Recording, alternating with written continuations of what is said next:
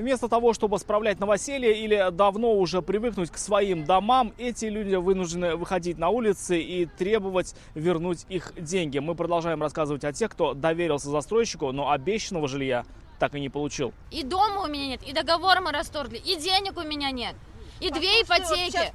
По одну сторону те, кто заплатил за свой дом, но остался без жилья. По другую те, кто обещал построить, но так этого и не сделал. У них есть автомобили премиум класса. Да.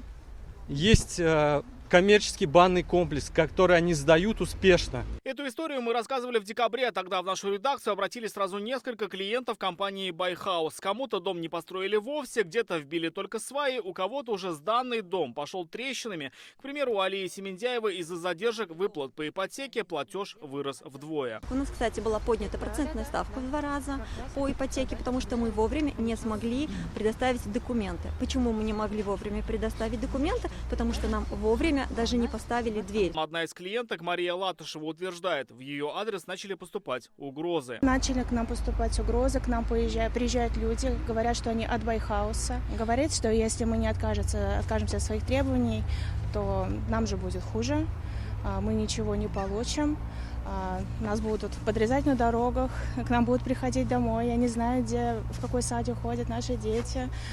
То есть происходят такие вот запугивания. Зачем вы тогда устраиваете митинги, ухудшаете репутацию компании? Компания тонет, не может выбраться, вернуть. Чтобы вам запретить обманывать других уже людей. Чтобы закрыть все обязательства с людьми, нам нужно порядка 5-6 месяцев.